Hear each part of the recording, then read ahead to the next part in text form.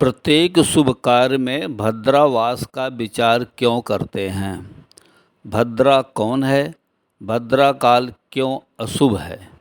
भद्रा एक अशुभ मुहूर्त है जिसके होने पर कोई भी शुभ कार्य करने के अशुभ परिणाम सामने आते हैं।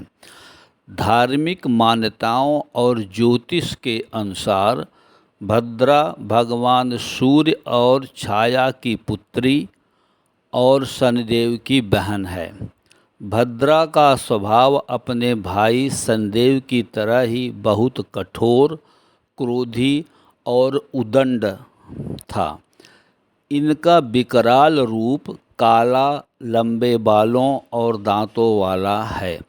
भद्रा का जन्म राक्षसों के संहार के उद्देश्य को पूरा करने के लिए हुआ था, लेकिन भद्रा जन्म लेते के साथ देवताओं के शुभ कार्यों में बाधा डालने लगी और पूरे संसार को अपना निवाला बनाने वाली थी। इस कारण सभी यज्ञ, पूजा पाठ, उत्सव और मांगलिक कार्य में विघ्न डालने लगी। उनकी हरकतों से तंग आकर उनके पिता सूर्यदेव ने भद्रा पर नियंत्रण पाने के लिए ब्रह्मा जी से मदद मांगी। ब्रह्मा जी ने भद्रा से कहा कि तुम हमेशा सभी को पीड़ा नहीं पहुंचा सकती, बल्कि तुम्हें कुछ विशेष स्थितियों में ही मनुष्यों, देवताओं और राक्षसों को पीड़ा पहुंचाने का अधिकार होगा। इसलिए तुम पंचांग के प्रमुख अंग 11 करणों के 7वें विष्टि नामक करण में ही निवास करो, और जो लोग तुम्हारा आदर न करें, तुम उनके कामों में बाधा पहुंचा सकती हो। और भद्रा काल में कोई भी शुभ कार्य करना वर्जित माना जाएगा। अगर कोई शुभ कार्य भद्रा काल में करेगा, उसे मुश्किलों का सामना करना पड़ेगा। उसे अशुभ परिणाम प्राप्त होंगे, लेकिन भद्रा के पश्चात उस कार्य को किया जा सकेगा।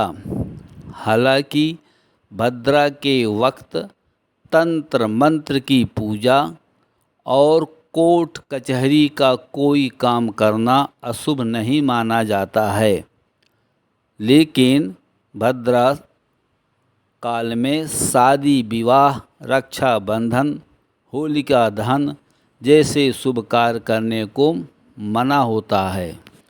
खगोलीय दृष्टिकोण के अनुसार ब्रह्मांड के अंतरिक्ष में विद्यमान सभी ग्रह गतिशील होते हैं। सूर्य तथा चंद्रमा दोनों ही गति कारण जब सूर्य और चंद्रमा के मध्य 12 अंश के कोण को एक तिथि कहा जाता है। हर तिथि को 2 हिस्सों में बांटा गया है। प्रत्येक हिस्से को करण कहते हैं। इस तरह हर तिथि में 2 करण होते हैं। कुल मिलाकर 11 करण हो गए हैं, जिनमें से 4 निश्चित स्थान पर हैं, तो वहीं बाकी 7 अस्थिर होते हैं। चारों अस्थायी करण शकुनी, चतुष्पद, नाग, किंतुघ्न अशुभ होते हैं और महीने में एक बार आते हैं। वहीं 7 अस्थायी चर करण बव, बालव, कौलव, तैतिल, गर, वणिज, बिष्ट या भद्रा की पुनरावृत्ति बार बार होकर माह में 8 बार आता है। इन 7 अस्थायी या चर करण में भद्रा को छोड़कर अन्य 6 चर करण शुभ होते हैं, जबकि बिष्ट या भद्रा का वास धरती पर हो तो वह भाग अशुभ होता है। खगोलीय स्थिति अनुसार भद्रा हर समय तीनों लोकों में विचरण करती रहती है। जब चंद्रमा मेष, वृष, मिथुन और वृश्चिक राशि में स्थित होता है तो भद्रा का वास स्वर्ग लोक में होता है। और जब चंद्रमा कन्या, तुला, धनु और मकर राशि में स्थित होता है तब भद्रा का वास पाताल लोक में माना जाता है। जब चंद्रमा कर्क, सिंह, कुंभ और मीन राशि में स्थित होता है तब भद्रा का वास पृथ्वी लोक में माना जाता है। पृथ्वी लोक में वास के समय भद्रा का मुख सामने की ओर प्रभावी होता है, वहीं स्वर्ग लोक में वास के समय इसका मुख ऊपर की ओर और पाताल लोक में वास के समय भद्रा का मुख नीचे की ओर होता है। इस कारण भद्रावास पृथ्वी लोक के समय किसी भी शुभ कार्य को करने के लिए वर्जित मानी जाती है, क्योंकि ऐसे में किए गए कार्य या तो पूर्ण नहीं होते या उनके पूर्ण होने में बहुत अधिक विलंब और रुकावटें आती हैं।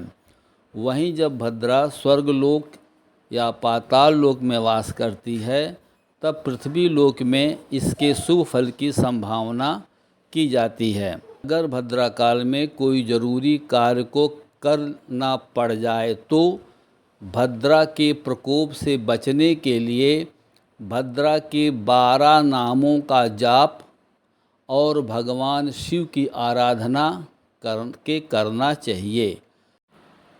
प्रिय दोस्तों नमस्कार, मुझे आशा है कि मेरी यह लेटेस्ट पब्लिश्ड वीडियो आप सबको बहुत पसंद आई है। अतः घर में बैठकर इस वीडियो का आनंद लेने के बाद मेरे प्रयास को काइंडली लाइक और कमेंट्स करें तथा अपने नियरेस्ट एंड डियरेस्ट को शेयर करें।